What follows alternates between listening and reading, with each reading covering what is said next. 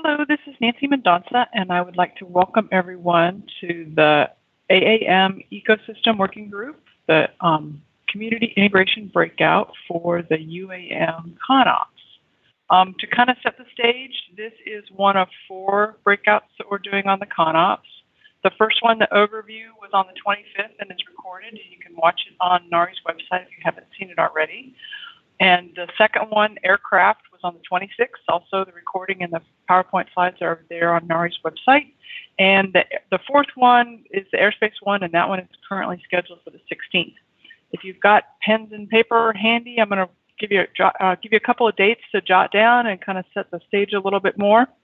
On the 15th of July, the cross-cutting working group will be doing an interchange and more in-depth comments and let people respond to these 4 working groups.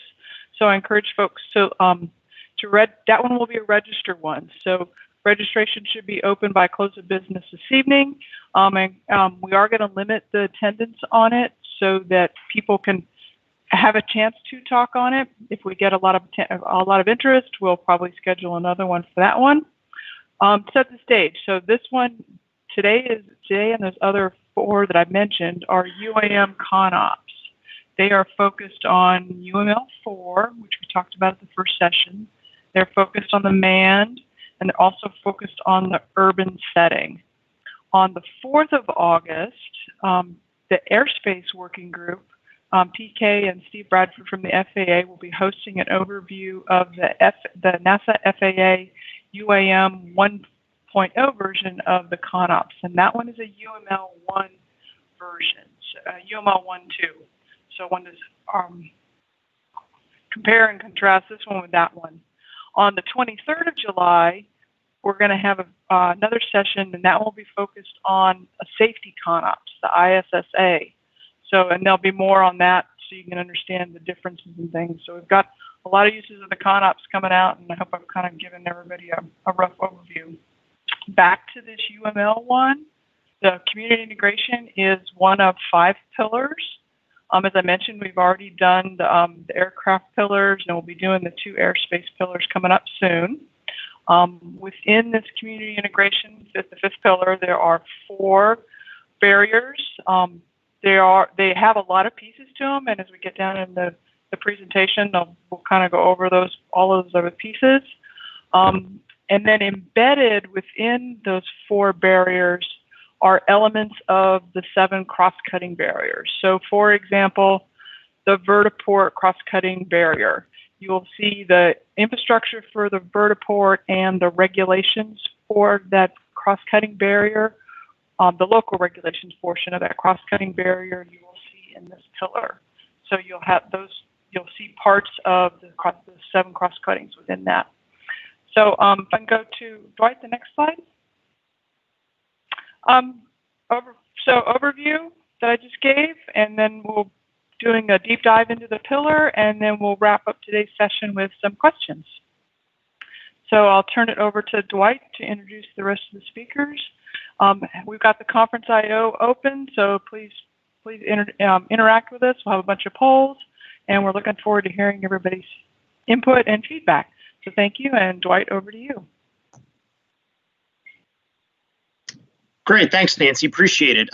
Welcome to everyone to the, as Nancy alluded to, the 3rd installment of our NASA UAM deep dives. Today, you already heard from Nancy. You might hear from Yuri as well, though with the tropical storm coming up the East Coast, that's making our virtual environment a bit of a challenge. So we're going to give Yuri the benefit of the doubt that he has some connectivity and that he's listening. You will be hearing from Brian Hill, Christine Griffin, and you are now also hearing from myself. Myself, Brian, and Christine are all members of Deloitte, and we have deep knowledge in the FAA, NASA, and aerial mobility space. Kind of wanted to address what we were going to talk to today. As Nancy alluded to, we already had an overview session. We did that right before the July 4th break, and that really got into the high-level items associated with this NASA UAM ConOps. Items such as the framework, some high-level concepts, what exactly UML4 is, and really just a sort of 50,000-foot view as far as this ConOps is concerned. the Friday before July 4th, we discussed the aircraft pillars. And today we're going to focus on the community integration pillars. A couple sort of logistics items associated with what we're doing and why we're doing it in the way that we are. On the vehicle deep dive, we asked the community a question is, are these integration sessions, the way that we're holding them, how do you feel about the way in which information is being conveyed? Obviously, understanding that we're in a virtual environment, so that brings its own unique set of challenges.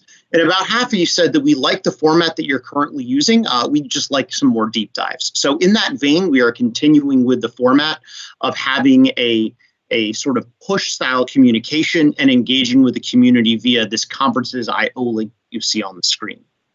So that's a nod and an ode to the fact that we are hearing you, we're listening to you, and we're trying to find the sweet spot as far as being able to engage and elicit and have us respond. So that's one of our mantras is we're really looking to engage with the universal setting, elicit a good amount of response from the community, and then be able to respond to your questions. In fairness, we've run short on time the last couple sessions, so we haven't had a chance to respond to everyone's questions real time. We're still working on following up on those offline. Today's session will be unique. We only have one pillar to cover and 4 barriers associated with it. So in the 90-minute session, we anticipate we'll have a little bit more time to answer your questions as they are on the Conferences.io. Wanted to touch briefly on scope. Nancy alluded to it earlier. We are talking specifically the community integration pillar within the larger NASA UAM framework. So it is one of 5 pillars. The intent is to get to the detailed concepts. So we want to get into each of the 4 barriers, describe the specific concepts that we've come up with, and also allude to areas that we know we still need some work on. So you will see as we continue through this introductory session, some of the items that we know and we think we have good command over, and those items that still need further work as we get to UML4. And so as I alluded to earlier, and as Nancy mentioned on the start, we are using the Conferences.io application. It's an application that we're going to use to get responses from the community. For those of you who have taken the time out of your Friday to join us, so thank you for that. It is used as a questions platform, so you will be able to ask a question that you type in. If you see one that exists already and you really like it, you have the opportunity to upvote it. So the most popular questions we'll try and pick off as we go. And any of those that we need to answer in a larger forum, we will wait to the end. And then also we will be using that application as a polling feature. So in order to get some explicit, detailed, tactical feedback from the community, we have several polls that we would like you to answer. Finally, we've done a ton of work to get to where we are. So any feedback that we receive in the session is going to be great. We're going to go ahead and hold on to that feedback. However, it won't be reflected in the ConOps that we are looking to release in the near future.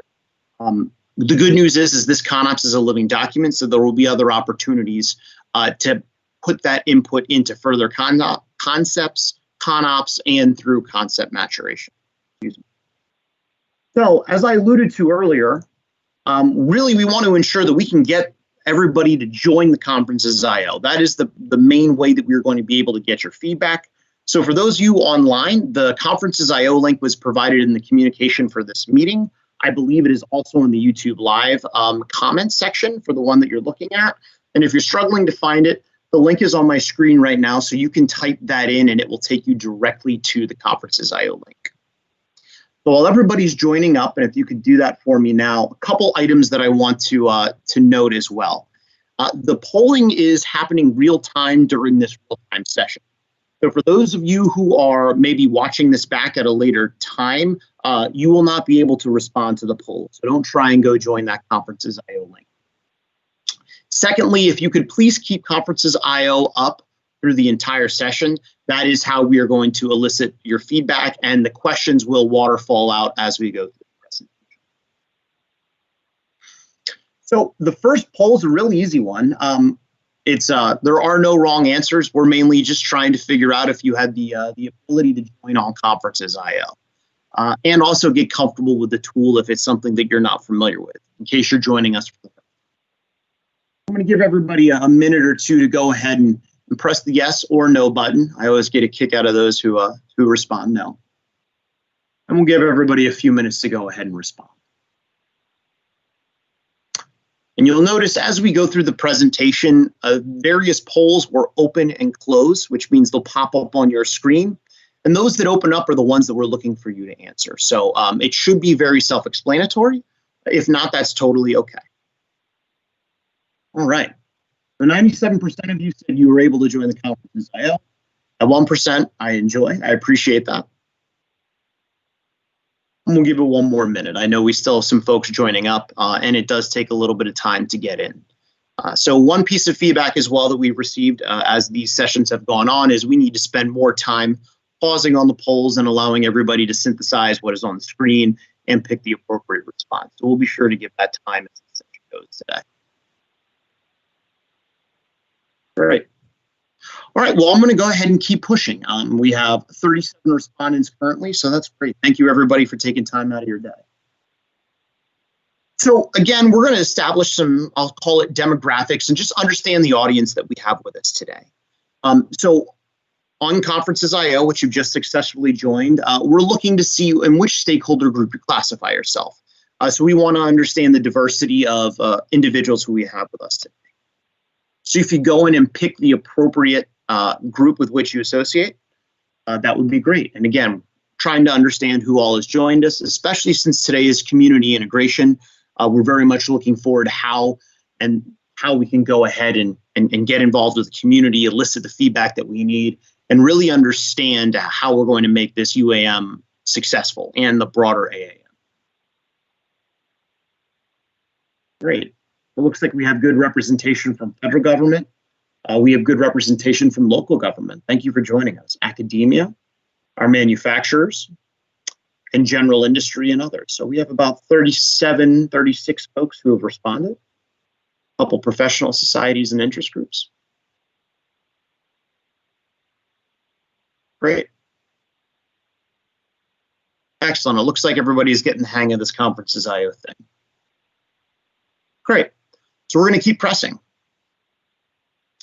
So again, also to understand everybody's familiarity, not only with the content, but also with how these sessions work, we'd like to figure out which ones you guys have. So if you could go ahead and let us know if you were able to attend the overview session, which was on the 25th. We had a wide swath of speakers that alluded to items as far as the framework was concerned, the overall vision associated with the UAM ConOps, the detailed sort of high-level concepts inherent with both vehicle, community integration, and airspace. And then we also alluded to roles and responsibilities. And it's great. We have some individuals who have watched the recorded session. We understand that not everybody's calendars can align to when we hold these, so we really value the ability to have these on the website and watch. Excellent. About 2/3 of you did attend the overview session. That's great. And we welcome those of you who did not, the 12 additionals who were not there. Excellent. So that helps me understand that I'm going to touch on just a few of the high-level concepts associated with not only the framework, but also the UMLs, just to get everybody level set as we move. Great.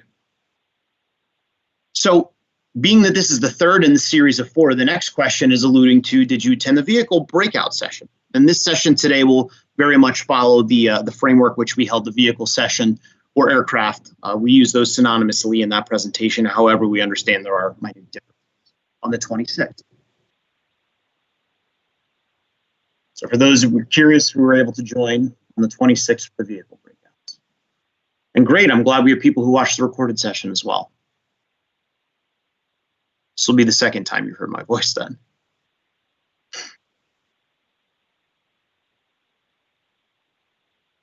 Okay.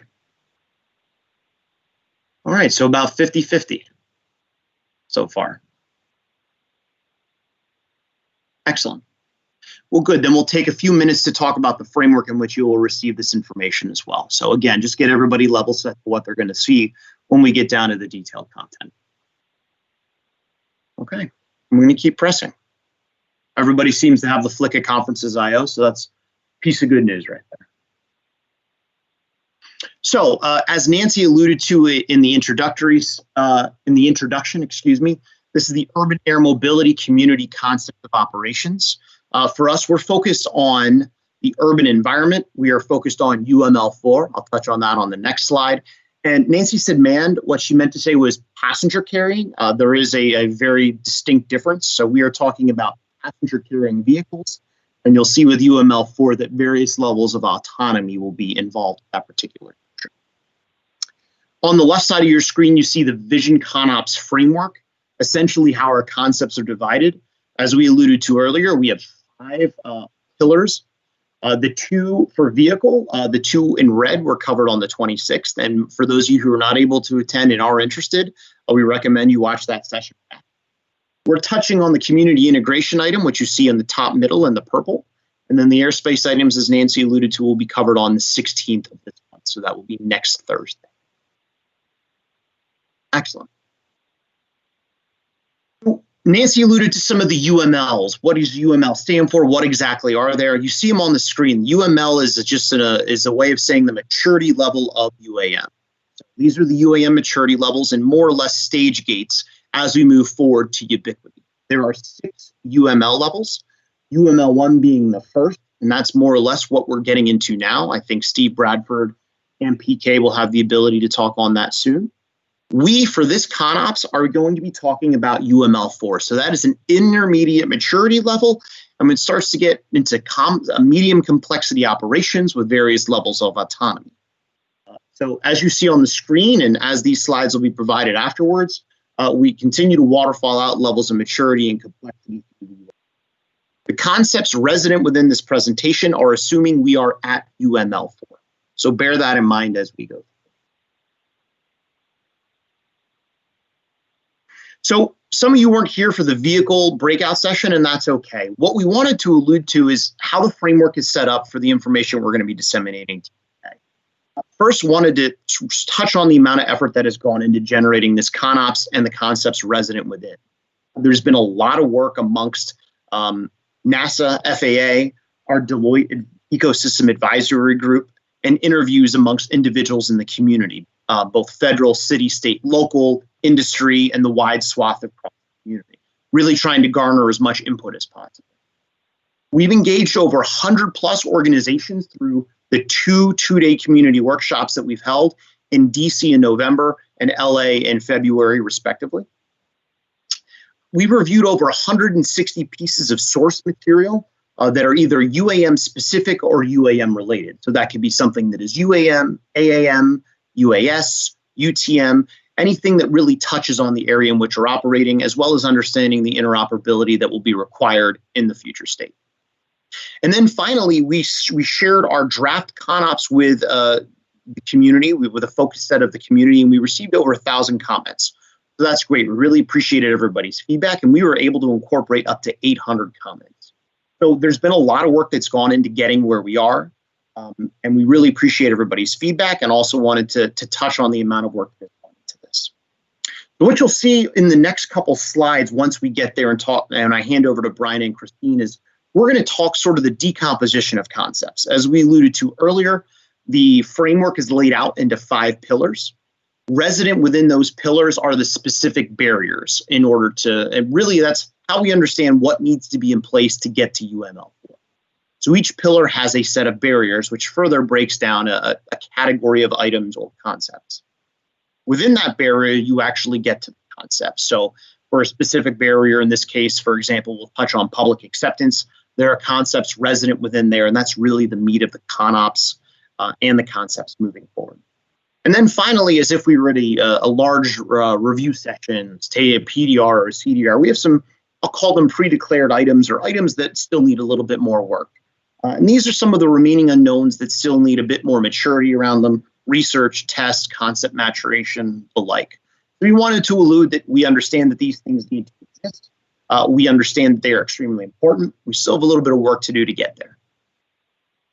Finally, this is a Vision ConOps, and it is a living document. So we are working on the first iteration of this document at UML4, and we understand that the concepts resident within will mature and be updated at regular or appropriate intervals, whether that is a new piece of research or a set of testing has been done at national campaign. We will update those concepts. Furthermore, we'll also take everybody's feedback through the working groups. This is a slide that we talked about at the overview session. So for those of you who participated, this is nothing new to you. But for community integration, we're really working on getting everybody to coalesce around UAM, understanding that its operations are a little bit different than large commercial aviation today, and we need to adapt accordingly. And there will be new items in place or upgraded items in place, whether that is power grid, levels of autonomy, a density of operations, and items that really impact sort of the community, maybe more so than traditional aviation today, just predicated on density and area of operation. So there's a lot that needs to be done moving forward, and the role of city, state, and local government truly will be illuminated here and larger than maybe it has been. Furthermore, we understand that there will be infrastructure that needs to be upgraded. We're going to need to ensure that we meet a lot of community standards as far as noise, emission, visual impacts, and the like. So that's really what we're trying to get into here. Getting the community to coalesce around this item, ensuring that it is something that is safe, acceptable, and that everybody has been engaged in their input. So as Nancy alluded to in the beginning, the community integration consists of 4 barriers, and these are essentially the 4 categories of concept we'll allude. Public acceptance. Is public okay with UAM? This whole concept of getting it. The supporting infrastructure. What exactly needs to be in place such that UAM can be successful? That includes vertiports, that includes power grid and the like. Operational integration. And then finally, one of the ones that is very interesting is, what does the regulatory environment look like? And oh, by the way, as we continue to put in various levels of complexity and autonomy, where does liability fall? As we go through the session, and I alluded to earlier, we have several polls that we'd like to ask moving forward to get a better idea as to what we need to do with respect to this pillar. So we're looking to understand your familiarity with the ConOps, of the unknowns that we pre-declare or that we allude to, which are the highest priority. We will also want to understand long lead items. So where do we need to start working now to ensure from a project management standpoint and a success standpoint, we can get where we need to go and we can start this.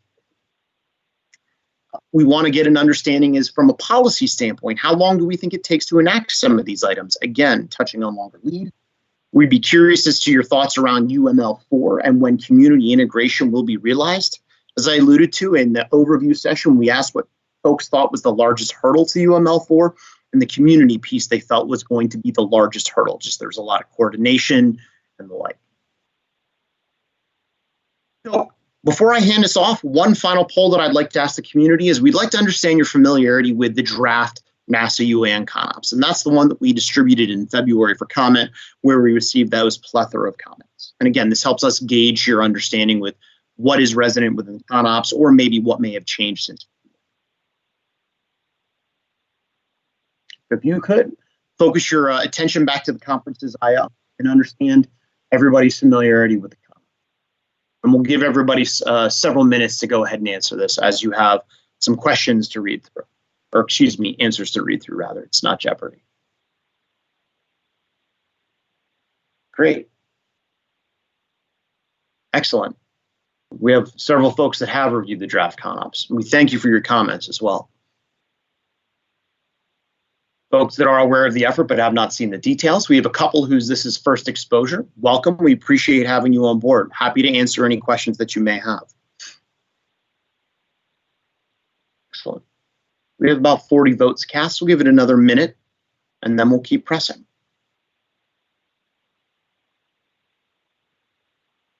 Great. Okay. Well, for those of you who are new, welcome. For those of you who are aware that this exists but aren't aware of the details, we're going to jump into that. And we thank those of you who have reviewed the ConOps as well. So without further ado, I'm going to go ahead and pass it off to Brian Hill. Brian's going to actually jump into the community integration concepts. Thanks, Dwight. And good afternoon, everybody. My name is Brian Hill, and I'm going to be kicking off the session of this pillar discussion. And the focus of community integration is really achieving public acceptance of these vehicle operations in urban areas where we live and where we work, and specifically looking at the things that drive or will impact that public acceptance, such as safety of passengers, but also safety of people who are not in these vehicles who are non-passengers, concerns with the safety of the planes flying over them. The security of the data network, of the passengers, the cargo, the infrastructure, the ports, much as we have concerns with security today within airports. The affordability. This is meant to be an alternative means of transportation, putting in the hands of everyday people, not just the 1%. We make sure that this is not perceived as something that is not for everybody. Noise of the operations. So this refers to the audible noise. I mean, talking about like decibels of a single aircraft vehicle, of a fleet of them. It also looks at, other than just the way you can measure the audible, the decibel noise, what's the nuisance factor of these operations, and also visual noise. Looking up and seeing hundreds of these vehicles flying overhead. Privacy, we know there are concerns with privacy from some small UASs, but also, if you happen to live in a high rise in an urban area where these operations are going to be occurring, where there may be some vertiports, there's some concerns there. And also the liability for events that may occur, because you have many stakeholders who are involved in the ecosystem, from the manufacturers, the operators, communities. You might have some private entities involved. So those are some of the things that this pillar focuses on, and we're going to be covering them. Christine and I will be covering them within the barriers that have been defined by NASA. And a barrier it's not something that it's like a road close. It is something that is needed for UML4. But we are not there yet. So, and those barriers have been broken down into, I think Nancy talked about it, Dwight did, but public acceptance, supporting infrastructure, operational integration, and the regulatory and liability environment. Next slide, please, Dwight. Okay, so the first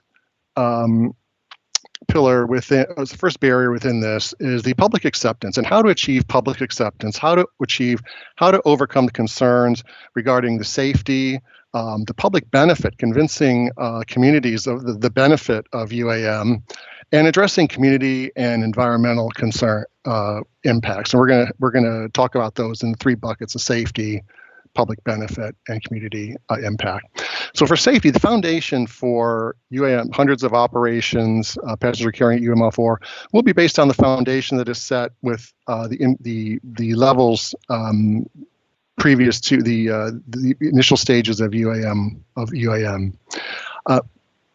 Okay, and with safety, the industry is going to have an opportunity to build confidence in safe operation of UAM through proactively identifying hazards and identifying their resolutions. Moving to public benefit, there is going to be economic development. There's going to spur economic development when you introduce UAM. For those of you who are local and you're familiar with the metro system in DC, where there is a new line, there is commerce. So the economic development, the growth will be recognized through employment with UAM manufacturers, with operators, the service providers, and others in the ecosystem. Is going to be an equitable mix of technical and non-technical jobs. Okay, there are going to be those jobs that are directly related to UAM operations, the vertiport, the employees of the operator, and there's going to be the touches that area with the commerce, the businesses, et cetera, that are going to be introduced, are going to have growth as a result of additional transportation options.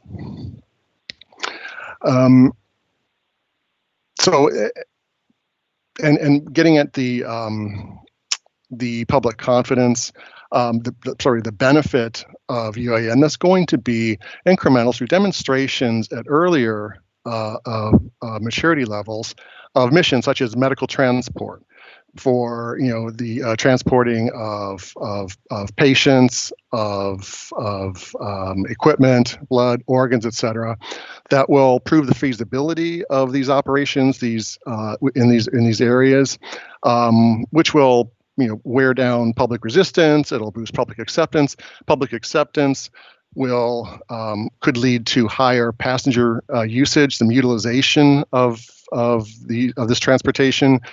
Increased utilization will bend the cost curve, et cetera. So all of this is getting at this section of the ConOps, the demonstrating or gaining public acceptance, influencing public acceptance through showing a benefit of UAM. For the community and environmental impact, UAM is going to enable commuters to travel farther and faster than they do today, potentially reducing commuter time and congestion. If you happen to live in a city with bad traffic, bad ground traffic, this will take some of that traffic off the roads, reduced congestion, traffic congestion, also environmental congestion from exhaust, and saving time. When we get to UML4, the vehicles will be quieter than previous generations of aircraft due to evolution of technology, and regulators will have established fleet noise standards, individual vehicle and fleet standards, and work with communities to address localized concerns. There's likely to be maybe some communities that have stricter, less tolerance for these operations. I happen to live very close to the Pentagon and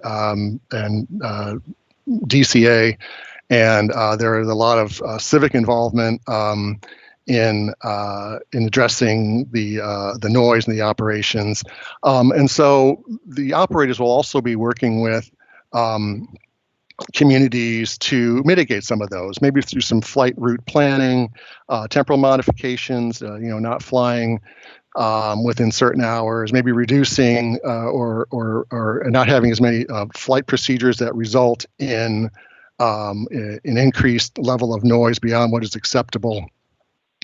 And the other community impact the ConOps talks about is the privacy concerns. Like I said earlier, you're in your backyard, you're playing a game, you're walking, you live in a high rise where these aircraft may be flying by at eye level.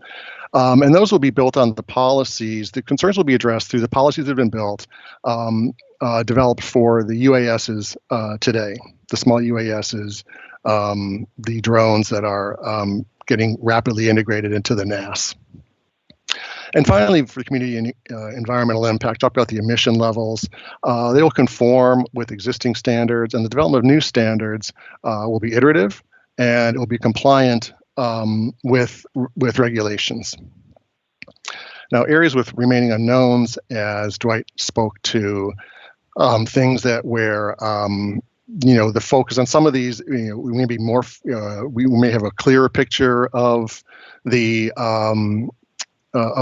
implementation or of how the barrier is going to be addressed by UML4, public familiarity with UAM, sort of the benefits of UAM, the emission standards, the economic impact of UAM operations in a community, how to mitigate the visual impacts of the visual noise of hundreds of these vehicles flying overhead, the noise standards, again, one aircraft, many aircraft, near vertiport, the nuisance noise factor as opposed to just the decibel level, the affordability of this mode of transportation, such that it is within reach of people of various different economic levels, might overcome some of the not in my backyard concerns if everyone can benefit from it versus just a smaller percentage of the community. And finally, the safety. The safety of these, like I said, when you're flying in it and when you're not flying in it. When you are when you are on the ground, when you're in a building, demonstrating the safety of these again, which will be built on the the previous all the activities that are going on before we get to UML4 and the proactive identification and resolution of safety hazards by industry. Dwight, if you could advance to the next slide. Okay, supporting infrastructure. And the focus of this barrier is on developing and implementing the required infrastructure for UAM integration in metropolitan areas, including the utilities, the data networks that are necessary to be maintained for the exchange of information from all of the vehicles, the operators, et cetera, service providers within the network, and the vertiports themselves. So at UML4, the physical infrastructure for these vertiports, the navigation facilities, navaids, and data networks, they can be publicly owned, they can be privately owned, or it could be a mix of a private-public partnership. We're not prescribing within the ConOps which way that might be. Is likely to be different for different communities and based on their needs, based on their their civic engagement, based on what is how it sells in certain environments. The municipalities, the cities, local governments, the operators, say TaxiX, and the utility companies will cooperate to determine how much infrastructure investment is needed to sustain the UAM market with these hundreds of operations. Again, looking with an eye toward more mature levels, increased operations, and decide who bears the cost for those infrastructure upgrades. Again, we are not the ConOps is not prescribing a solution, but is leaving a framework open for each community to decide what's right for itself. So operators, again, TaxiX, and municipalities, the utility companies will work together to ensure that there is sufficient power for vehicle charging operations and to support UAM. And the emergence in UML4, the emergence of different innovative partnership models between UAM operators, energy companies, will offer opportunities to satisfy the needs, the requirements, the amount of energy that's needed, and also incorporate alternative energy sources which are more economically friendly, environmentally friendly, which still support the energy needs of the system. Talking about vertiports now, at UML4, we're going to have purpose-built support vertiport structures. So new ones, in addition to pre-existing repurposed vertiports, such as a heliport could be retrofitted or modified to support UAM, eVTOL aircraft, as well as traditional helicopters. And again, vertiport location I'll talk to in a minute, but so you're going to have some that are at facilities that exist on top of buildings. You could have some that are co-located with an existing landing pad, say for a hospital or a large area of demand. And the vertiports will be designed and built with the safety and security infrastructure to ensure the safe passage of passengers throughout the facility, the screening of the passengers, the screening of the cargo, so the whole security of the structure itself, and for the public and the passengers. Now, passenger demand and scalability will be critical in determining the location and the requirements. So we have said in the ConOps, talks about where in UML4 we're going to have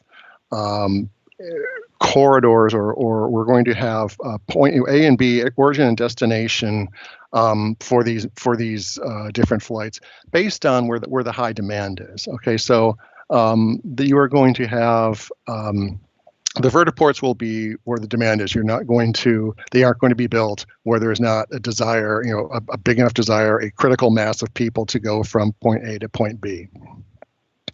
And the communities will have a role in the vertiport. They will be able to control UAM growth. They will have zoning ordinances and within their arsenal to control, to restrict, to promote, to ensure that the UAM meets their community needs.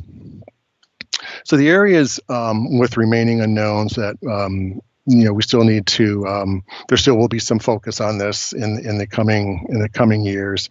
The financing of the infrastructure upgrades, who will own, who will maintain, who will be responsible for the data networks that exist to exchange the data between the vehicles and the operators and the other agencies, the service providers, et cetera. And finally, what are going to be the requirements for the energy infrastructure? So with that, I am going to turn the mic over to my colleague, Christine Griffin, and ask Dwight to advance the slide, which he already did. Thank you, Dwight. And Christine, over to you.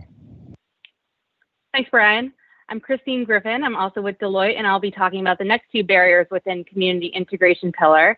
Operational integration, and then the local regulatory environment and liability. And I'm going to start with operational integration.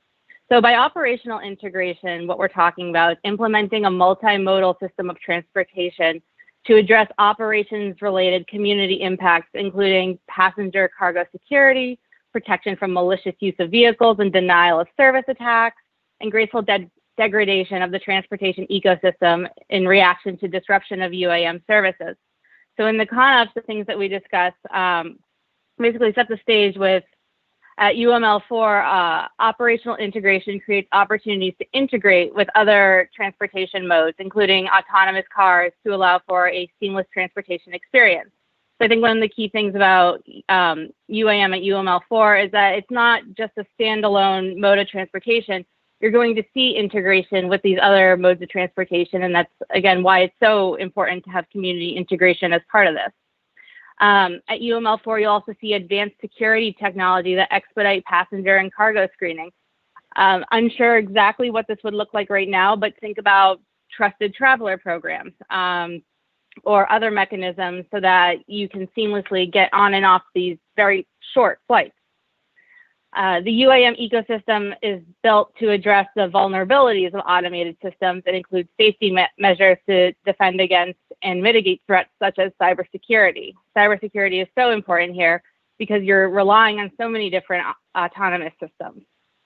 And that the transportation ecosystem at UML4 includes mitigation strategies to account for service disruptions on any particular mode, such as strategically placing vertiports in order to prevent overloading of any single mode of transportation in the event of service disruption and graceful degradation of the entire transportation ecosystem. And that's really important because you don't want to run into a situation. There's going to be times when you can't fly. Maybe it's inclement weather. Maybe it's a power outage. And you don't want to be put in a situation where suddenly the loss of urban air mobility leads to all sorts of other transportation problems, whether that's, gridlock or overloading of the local metro system or train system. So part of operational integration is to take those kinds of things into account and understand where UAM really fits in the grander scheme of transportation solutions available. So there's a few areas that have remaining unknowns here, including multimodal integration. Exactly what is that going to look like? Cybersecurity. Cybersecurity obviously is always a hot topic these days when it comes to new technologies, and it's an ever-changing system in itself. And then security screening and boarding, and exactly how that's going to play out. It's probably going to be a little bit different than what you see when you enter a commercial airport. Next slide, please. All right, and now we're going to talk about the final barrier within the community integration pillar,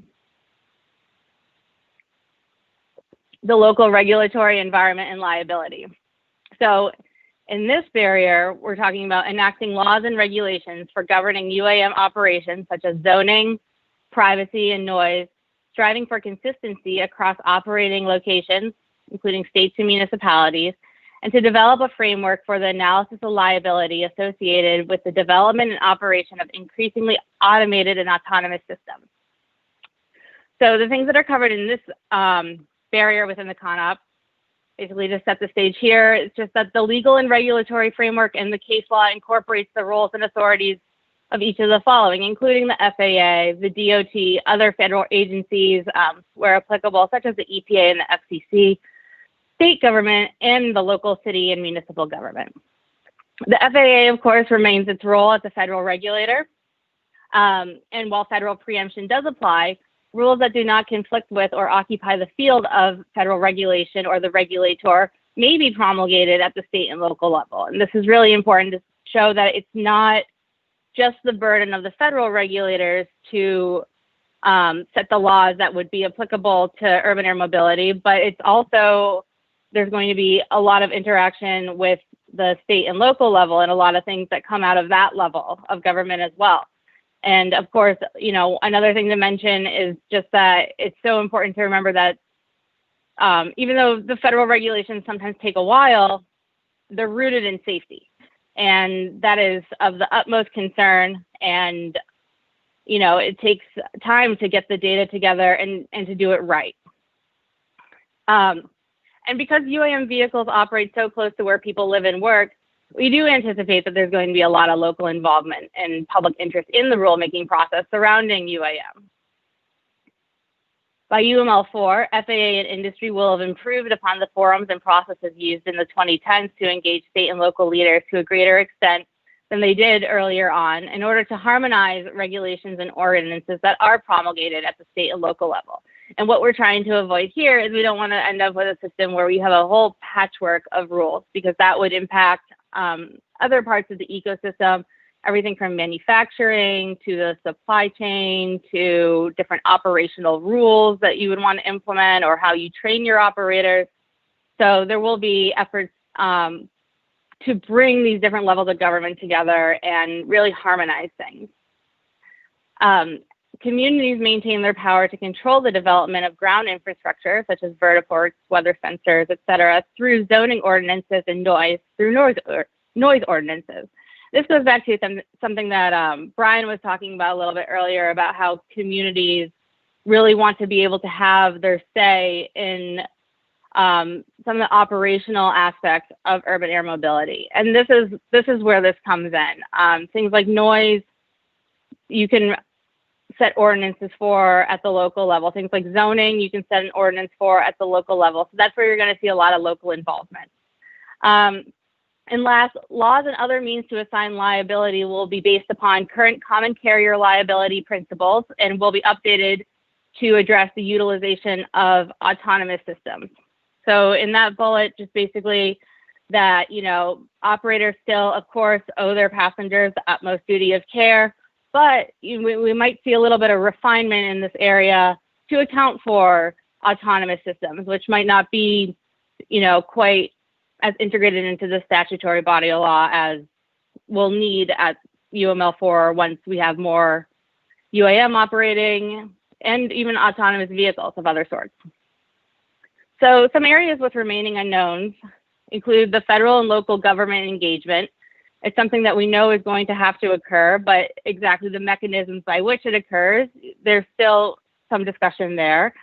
The role of local governments and exactly how involved the local governments are in this. We can anticipate that they want to be rather involved, but it's not something that we completely know what their role is going to be, but we have a pretty good idea based on previous involvement between local government and the federal regulators.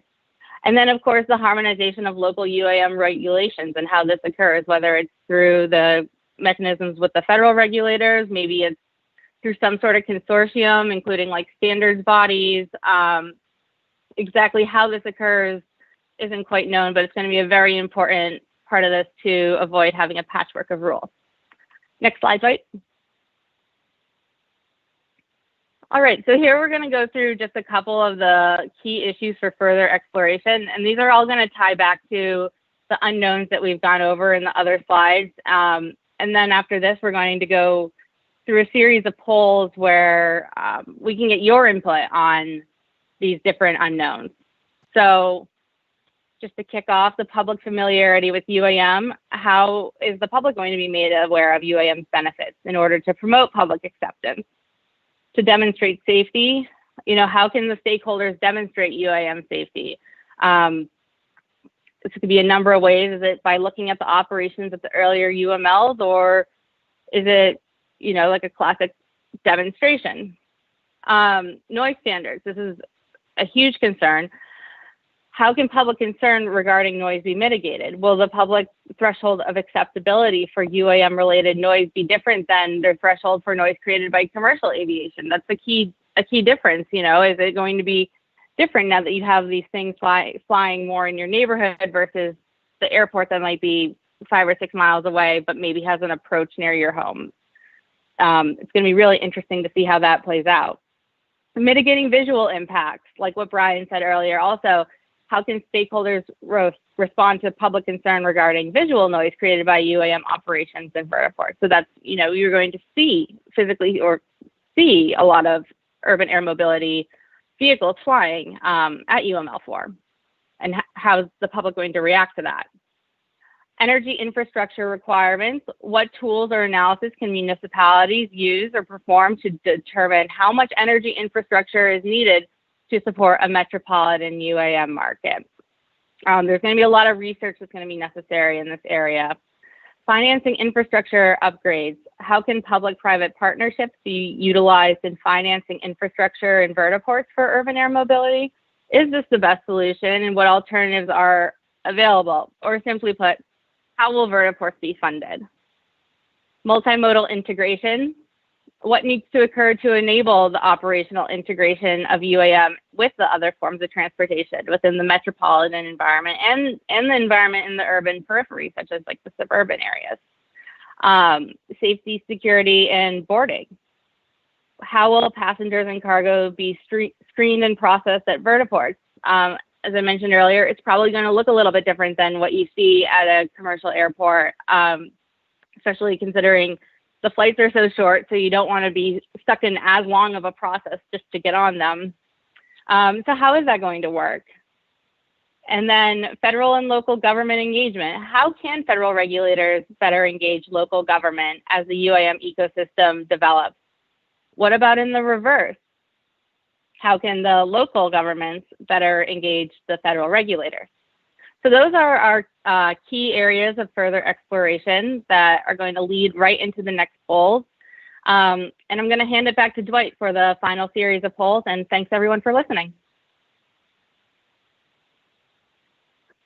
Great, thanks, Christine, really, and Brian too. Really appreciate that, walking through it at a detailed level. If you were all with us on the vehicle section, we kind of want to switch and get to the community feedback part of this. It wouldn't be one of our workshops if we didn't put you guys to work and have you help us out as well. We don't do this in a vacuum, and your feedback is really taken to heart and helps us moving forward. So we don't do this in a bubble. It is a community vision ConOps. So we're all coming together, and we'd like to try and generate a consensus. And associated with that, the next couple sets of questions are really going to help us focus our efforts and the most pressing items to go ahead and address as we move forward. On the previous slide and the previous sets of slides, we alluded to some of the unknowns that we have as far as community integration is. And we would like your opinion as far as those that are highest priority that we need to go start looking at and hashing out now. What we have done is we've taken all of those unknowns, we've put them in multiple choice for you, and we know that as integrated as this problem is, there's no one silver bullet or one thing that is more pressing. So we'd like to get your top 3. So hopefully everybody still has Conferences.io open, and I'm going to open up the poll now. So of the unknowns that you see on the screen and those that we just ran through, would like your input as far as those that you think are the highest priority moving forward.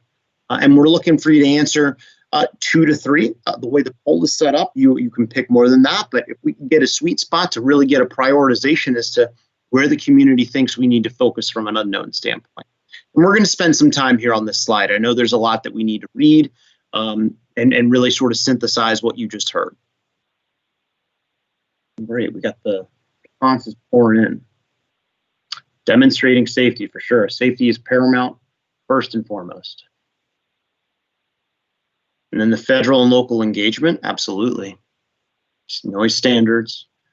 We'll watch the graph bounce back and forth a little bit. And I'm glad that we're able to get multiple viewpoints and have multiple answers here. So it looks like the 2 leading candidates so far is demonstrating safety. Couldn't agree more. Safety is paramount. Safety comes first. And then the noise standards, as far as the community is concerned. You're right. These vehicles will be operating where we live. They will be operating over our heads. They will be more dense than current commercial aviation and helicopter operations today. So what is that threshold for noise? And then at the bottom, I see federal and local government engagement. I agree, that's extremely important. We definitely anticipate that local government will have a bigger play into this. How do we integrate with the federal side of things? And then how is there also crosstalk between various municipalities as well? Multimodal integration. Right. And let me see, mitigating visual impacts. We see that is probably the least popular on here. So that's good to know. So if we had to go and pick the prioritization with as it stands, demonstrating safety is first, noise standards are second, and then federal and local government engagement is third. Give everybody 1 more minute, and then we'll move on to the next poll.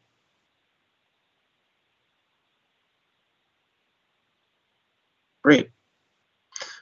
Looks like the numbers have paused, so we're going to go ahead and press.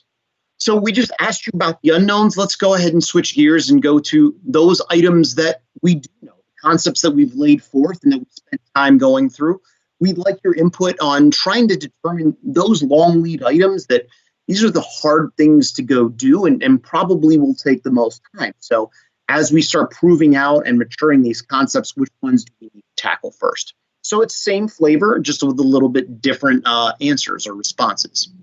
And so what we've done, and I apologize, there's a lot to take in on this screen, is we pulled out those items that we've highlighted in the last 4 or 5 slides. And we tried to go ahead and parse those and organize those by barrier. So that is the leading indication that you'll see, a colon, and then followed by the specific concept. So again, the top 3 in your mind's eye that you think we need to go ahead and tackle now because they're either hard to do or they're long lead. And we'll spend significant time on this poll. I know that there is a lot to read there. It is small on the screen. It is small on your conference's IO. And there's a decent amount to synthesize because we did go through that content and there's just a lot to digest. And so I'm just going to go ahead and be quiet for a bit while I let everybody go ahead and read here.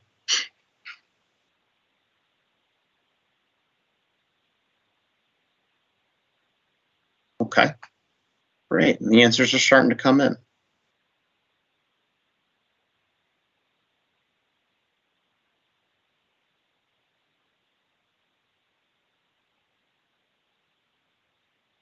Okay.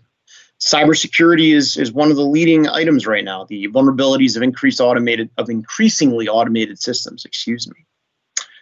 Vehicle noise reduction, vertiport location and scalability. We have liability principles to account for autonomous systems.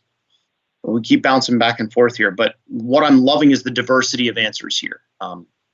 That's why we wanted to go top 3. Really wanted everybody's input, knowing that we have a wide swath of answers here. Everything is very integrated, and we really need to go ahead and get and understand that there's a lot to go do. We'll still give everybody another minute or 2 on this one. Again, so far, it looks like the vulnerabilities of increasingly automated systems is our leader. And second place is between vehicle noise reduction, vertiport location scalability, and then the roles of federal, city, state, and local, so the whole swath of government.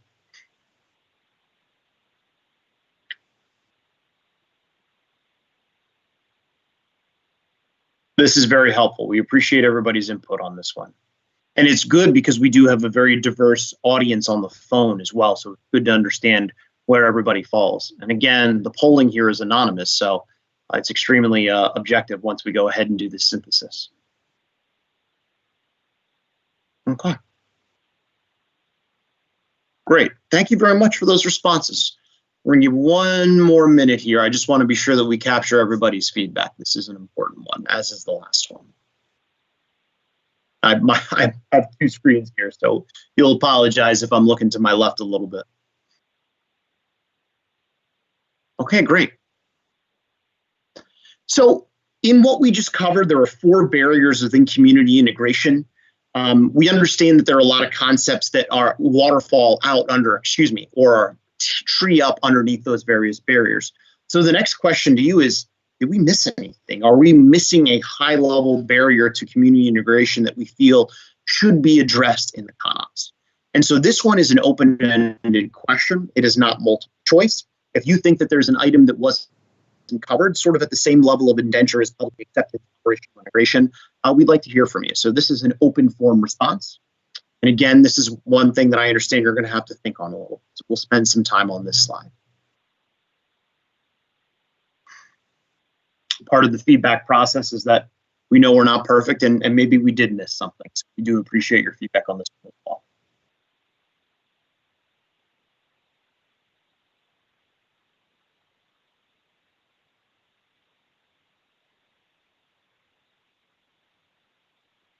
Okay, opposition from non-users. Interesting.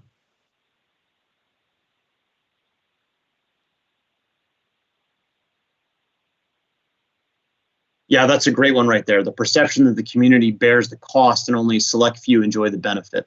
Absolutely correct. At UML4, we are assuming that it is accessible, and that is what we are stating to the general public. But that's a very good put. Equity and accessibility, I like that one.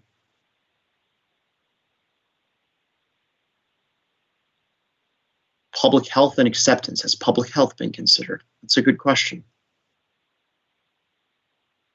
Oh, I like this one. Repurposing malls to become vertiports.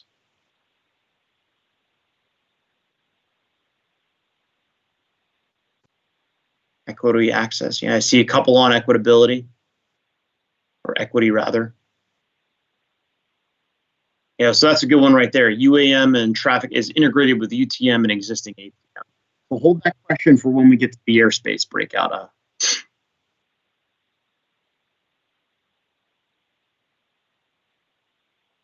Excellent. Okay. We still have a couple coming in here, so I don't want to move just yet. EDA into infrastructure, that's a great one.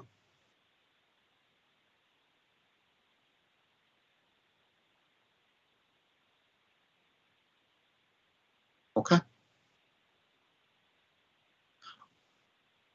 All right, well, I'm going to keep this moving. I want to be sure that we have time at the end so that we can address your questions that have been piling up on the conference's IO. So really what I wanted to touch on was, well, what happens next? What exactly, this is the baseline or version 1 of the NASA UAM ConOps. There are also other ConOps out there. What exactly am I looking at? What's happening moving forward? It's relatively straightforward. We are going to go ahead and take what we have done thus far, package and release the current ConOps that we just alluded to in this presentation today. We're targeting in the next couple months. I know that slide says July. Unfortunately, I'm not sure we're going to be able to make that milestone, but it's very soon after that. We're going to release the document to the public. Furthermore, and the biggest item as far as feedback is concerned are these the AAM ecosystem working groups, which is a mouthful. They will be the high-level sort of domain area to collect feedback associated with either airspace or vehicle or the crosscutters. And so as those move forward, albeit in a virtual environment, that will be a great way to garner feedback and incorporate that in the next iterations of the plan. And then finally, there's various efforts underway already with a campaign, existing research, upcoming research, various levels of test. Maybe there's a new piece of policy or regulation that is So as the concepts mature, we will be taking those into consideration and upgrading the ConOps, as we alluded to before, either at a regular interval or at a sensical period of time. So we wanted to finish with just a couple more polls to help us characterize where everybody's head's at. I know one of the big items is, when exactly is all of this happening? That's a question I get every time I talk about this. And hey, you say UML 4, but we still have UMLs 1 through 3 to get to, and we're sort of the natural line of progression. We're going to get to that here shortly because we're curious about the community's impact on that. But as we were going through community integration, we understand that there's just a lot of policy and regulation that either needs to be modified or put in place because this doesn't exist yet. And then when we address sort of long lead items, we want to ensure and sort of be able to put an order of magnitude in our head as to how long these specific policies take place. And I understand, so this question is, how long do you think it takes to enact a key policy or regulation? And this is a bit of a wide question because based on your experience, you might know federal, you might know local, you might know both. And so again, we're just really trying to couch how long we think it's going to take to enact this stuff, which might be a forcing function for items as far as the ecosystem is concerned. So would love your feedback as to, in your mind, and again, this is a sort of a high level basis of estimate, how long does it take to enact some of these things, whether it be key policy or regulation? So far, 7 to 10 looks pretty popular. And that's good for us to know because that's something that we might need to go tackle as far as being more efficient in enacting policy and regulation, but also finding the sweet spot to ensure that safety is paramount when doing so, having the data, things of that nature.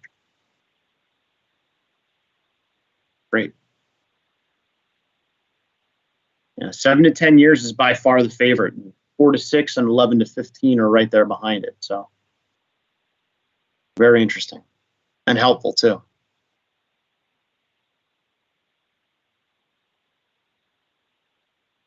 Okay.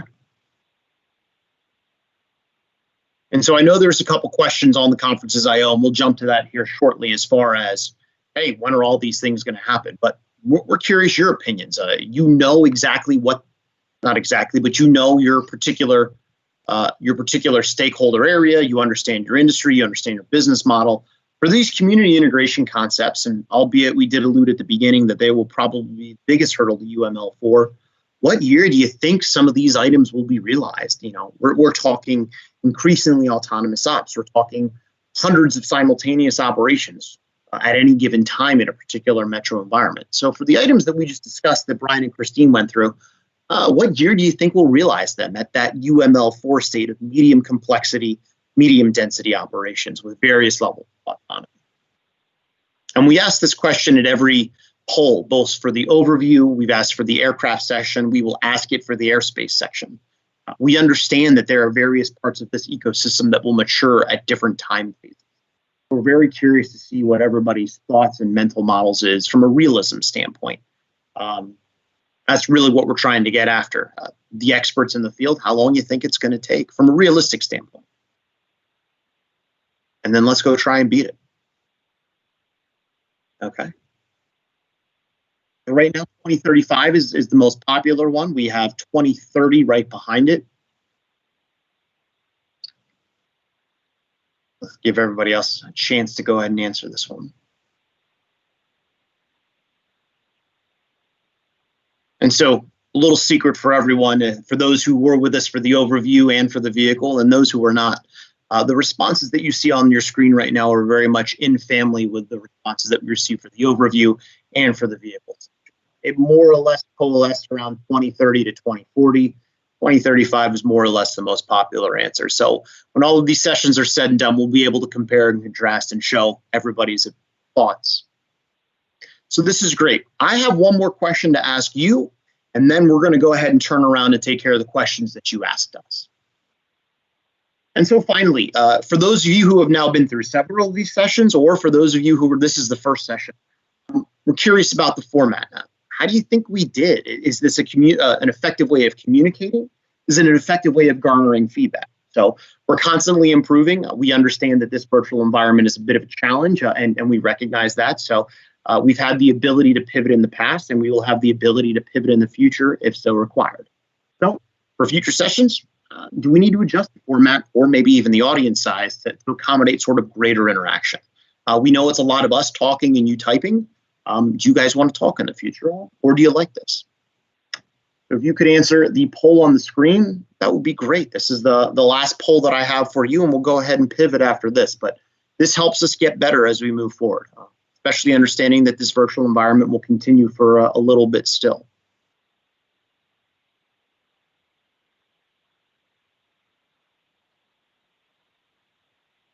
Okay. So far, existing format with additional deep dive sessions is the leader right now. And then that was consistent with what happened in the vehicle breakout session. I know these are live results, so I don't want to put the cart before the horse. Okay. Smaller audience with a more interactive format. So maybe we go to breakout sessions and we have the ability to run various exercises and hear people's opinion rather than type. Excellent. Okay. Looks like the voting has stopped. Give it just a few more moments here, just in case there are any other responses.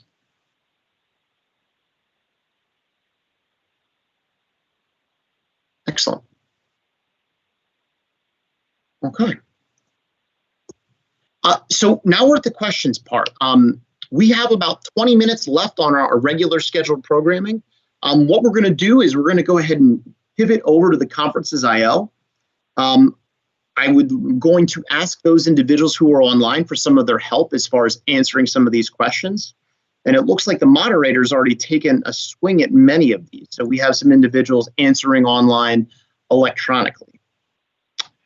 There's one that I think that I did want to talk at least out loud, and it had to do with, let me see, it had to do with the various UML levels, I believe, and I need to find it.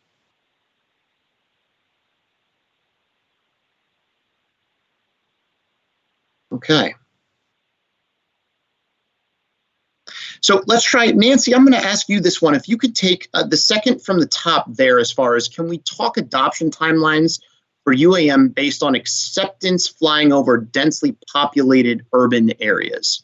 So the way that I understand it, and this could be incorrect, is we have some sense of the community acceptance, or maybe a better way to ask it is, can you talk timelines or expectations as far as progressing from UML 1 to UML 4?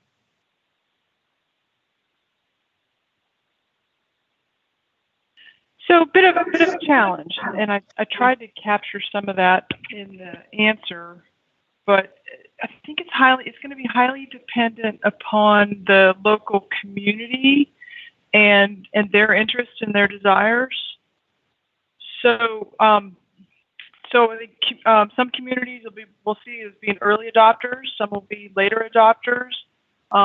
We anticipate that it won't be an even adoption or an even passage through the UMLs. We could see some areas or pillars advance faster than other areas. So, public acceptance, in the answer, I referenced the market study, in particular the Booz Allen Hamilton UAM, the Section 8 in Booz Allen Hamilton's UAM study. They did look at public acceptance from about 2 years ago, when the concept wasn't as well known as it is now. But I think there's a lot of work to do in this area, and it is a really challenging area. I think in one of the other questions that someone asked about the areas where public acceptance work was being done, and I cited some work by our Revolutionary Vertical Lift Technologies project and our Commercial Supersonic Technologies project. So I think those are both going to be interesting areas to follow. And definitely we're interested in following a lot of the work that the FAA is sponsoring with in the smalls and the areas that we're seeing with various early adopters.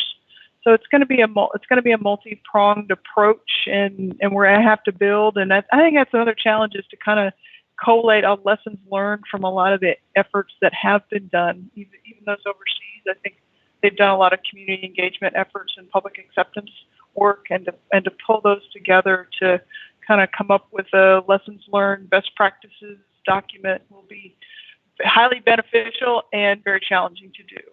Did I get it all the pieces of your question, Dwight? I'm going to go ahead and say I believe so. I was wondering if you could also talk just at a high level, I'll say the notional or the scheduled timeline as far as the UML unlocks, just for the benefit of this audience. Some haven't heard it already.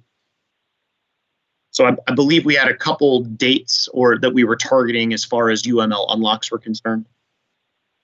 Can I punt to Michael on this one? Yeah, absolutely. Available? Yeah, okay. I'm here, everybody. Michael Patterson. So we've kind of shown on some stuff, and some of you may have seen previously some charts where we kind of showed I think we call it an industry timeline, and it's based on what people are saying publicly about where stuff will be. And I think we've kind of slipped a few of those dates in the near term, but I mean, there are still people out there who are anticipating beginning operations in the next few years, and then advancing every 2 or 3 years after that, kind of up the UML scale. So you kind of extrapolate that out. That kind of puts it at late 2020s, early 2030s type of timeframes, with some give and take based on different people's assumptions on how they want to operate. On exactly when they'd hit different things. So, I mean, ultimately, the timeline question is great. I wish I had a crystal ball. No, that's okay. Yeah. So we have publicized one or you guys rather have publicized one in the past, but I think that's kind of helpful. Every 2 or 3 years we see sort of the next level of UAM maturity, and that late 2020s, early 2030s is more or less what we're tracking for UML4 right now. I know that's a bit of a punt question, but we're still sort of evolving as the concepts mature and business models come in place and things to that. So this one I want to address too. It was the most popular question, and it has to do with noise. I know some folks can go in and read what the moderator's answers was, but for the benefit of the community and because it was the most popular one, the noise impact in the UAM space is as sensitive to environmental conditions as traditional ops. So what mitigations are being considered to account for this, whether that's high density static route network, dynamic routes away from airports, sort of how are we addressing this noise impact as far as UAM is concerned? If you guys could touch on that briefly. I know we have alluded to in the past, we anticipate sort of these high density routes, highways in the sky, if you will. But if somebody could touch on this one, that'd be great.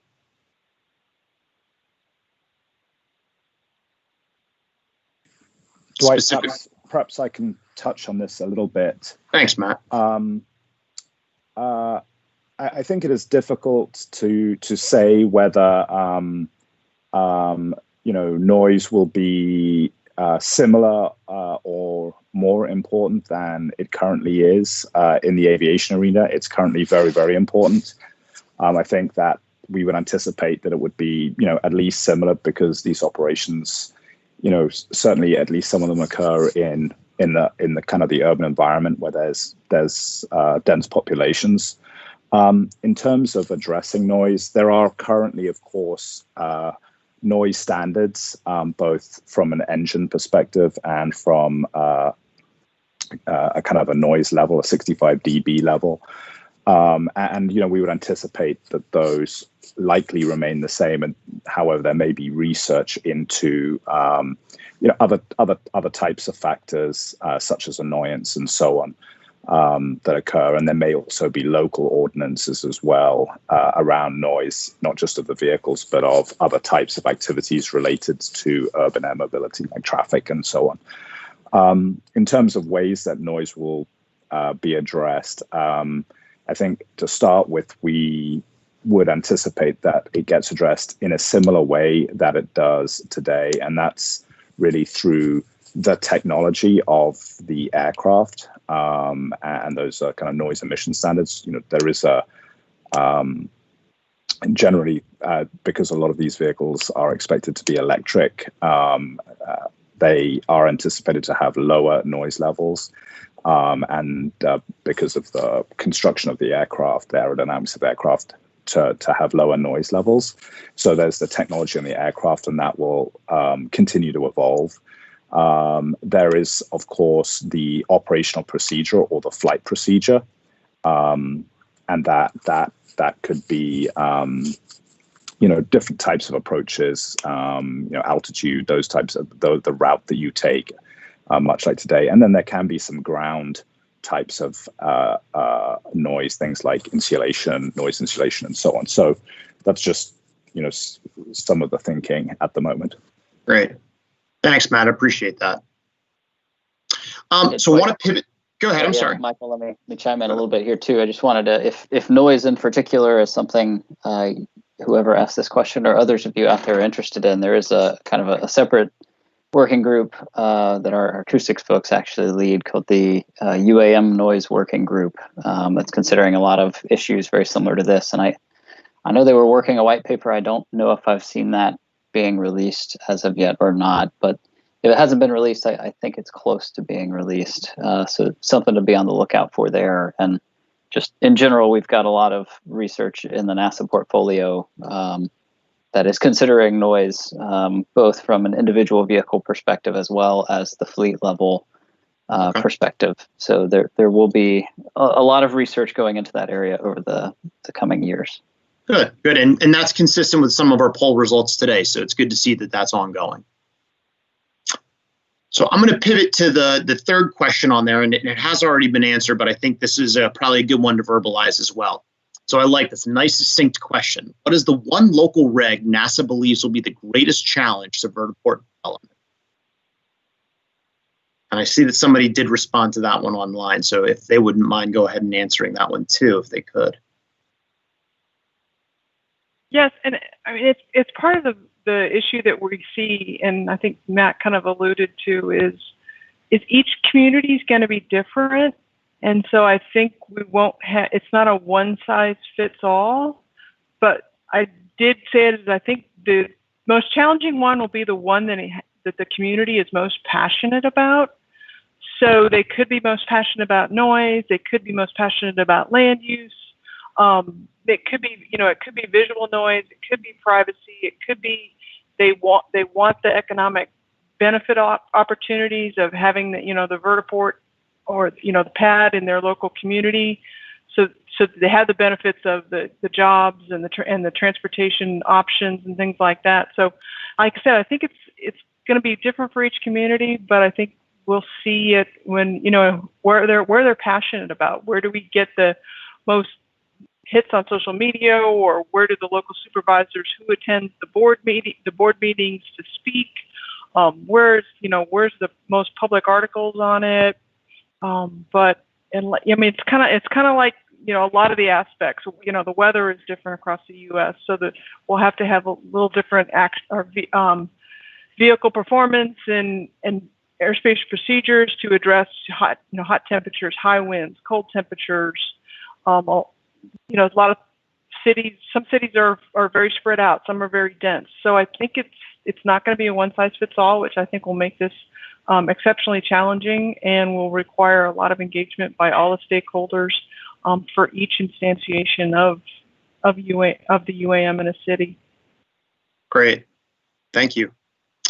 We have just a few moments left, so I want to try and touch on some of the questions that did not receive responses by the moderator. So there's one here that says, is there work underway to define an appropriate safety metric, i.e. a threshold target level of safety that quantifies operational risk?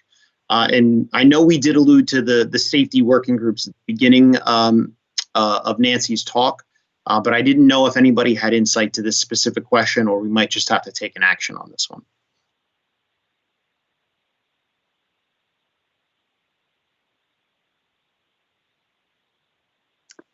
So Dwight, I don't know exactly how to answer the question. No worries, that's okay. I don't know if any of us do, to be honest. So that's okay. We do have a whole project, system-wide safety, that's looking at safety from a holistic perspective. I don't know that there is a single metric ultimately at the end of the day that will come out there. Sure. There's probably a more nuanced answer, and I'm not very personally involved there. So I would encourage you to chat with any of the folks in that project that out there amongst you listening in, to see if they can provide some more insights there. And I will say, whenever we get into these a topic of safety and safety metrics, there's always a bunch of differing opinions internally on the right way to go. So I think that's one of those that's going to take a long time to figure out. And, you know, ultimately it's what the public will accept, right? And there may or may not be a logical, simple way, I guess, of defining what that is, right? Right. So or perhaps it's decomposed to various aspects of the operation, the vehicle safety and reliability, infrastructure, things of the like, that gets decomposed in the requirements as well. Great answer. Thank you, Michael. So sorry to punt on that a little bit. Sorry, guys. Can I take the vertiport, heliport one? Absolutely. So taxonomy has been an interesting one and a challenge that we've really had to confront in the ConOps. We've used, let's see, vertiports, heliports, helipads, UAM ports, UAM pads, and if you read the FAA's UAM ConOps, it uses UAM aerodrome. So the definitions are pretty fluid. And I think depending on who you talk to, you'll get a different nuance or definition for each of them. I do think that we need to wrap our arms around the taxonomy issues so that we can make sure we're not talking past each other as we talk different things. And I also think having a common lexicon will be very valuable to the communities. So when you have, when one real estate developer goes and talks to one community and says, I want to put in a helipad, that community knows exactly what they mean by when they say helipad, and that the community and the real estate developer doesn't have, go to the next community and say the exact same thing and something else is thought by what they mean. Sure. So it's an area that we do need some work around, and then we hope that we can use these working groups to have the conversations, and that we can use the ConOps and various efforts to start to capture these and at least put them down on paper so that we can understand the nuances, and then work to update them and incorporate where different people are and mature the definitions so we can have that common lexicon. Great. Thank you. That was a good answer, because we have gone back and forth, and there are different definitions. I think we have time for one more, and I'm going to go ahead and address this. It has been answered by a moderator, but I think it's important just for the larger community to hear the answer. And it's beyond the PowerPoint presentations and discussions on public perception. Is NASA leading any research effort to actively study public acceptance? So I know, Michael, you alluded to some of the white papers and studies as far as noise is concerned. And whomever answered this one as a moderator, if you could take this one and try and address it as well, as far as active studies for public acceptance on UAM or AAM.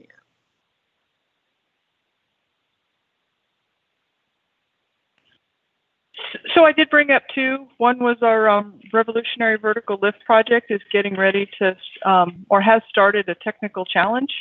And I posted the exact title of it in the answer. And also our supersonics, commercial supersonics technologies project is doing some work that, while not directly applicable to UAM, will inform us on how to do public acceptance around noise going forward. Perfect. Perfect. And let me see, maybe we can just do one more. There's a question here for community acceptance. I guess emergency landing sites need to be considered. How can we set the emergency landing site locations? So that's a good one as well. I know we've talked specific vertiports, and we've often talked about secondary landing areas or emergency landing areas. I don't know if we're going to touch on that in the airspace one or not, but while we're here, if somebody could go ahead and briefly touch on sort of our mental models as far as identifying emergency landing sites, whether they're purpose-built or they are, I'll say, a failover of a parking lot, for example, which might not be a great example.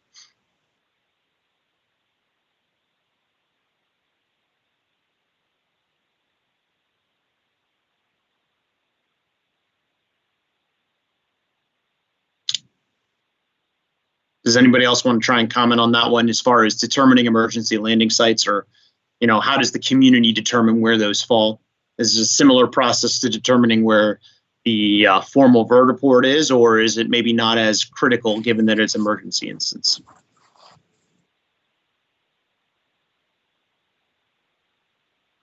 Dwight, I can touch on that. Thanks, in the discussions that we have had with teams that are looking at operating UAM operations, a lot of the focus has been on really the operational requirements, i.e., how close does that contingency landing area need to be to the flight route, depending on what stage of the flight that you're in, and what are the kind of minimum requirements for that contingency landing area. For example, is a car park sufficient? Right.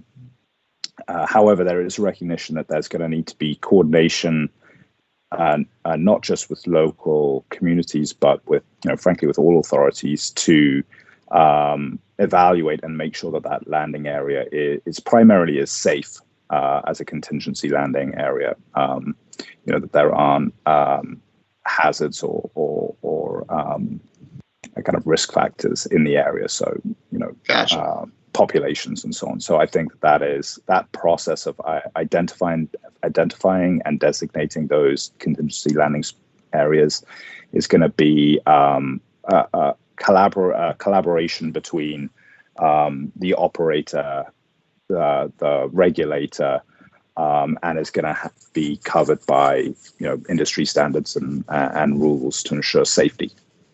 Great. Appreciate that one, Matt. Okay, so guys, we've reached time. I'm glad we had the chance. We were really able to address more questions this session, and we appreciate your questions as well. As we've alluded to the past couple times, the next steps as far as this is concerned is we're going to go ahead and put this recording on the NARI website. It's going to take a few days. We will put the slides that you've seen on the NARI website as well. And what we'll do is we still owe the action on our other sessions as well, but for this one too is we'll go forward and answer those questions we didn't have a chance to answer. We'll synthesize some of the polling data, and then we'll go from there. So we want to thank you for your participation today. We get to do this next Thursday for airspace, which is sure to be an interesting one. We hope everybody has a great and safe weekend. Thank you so much.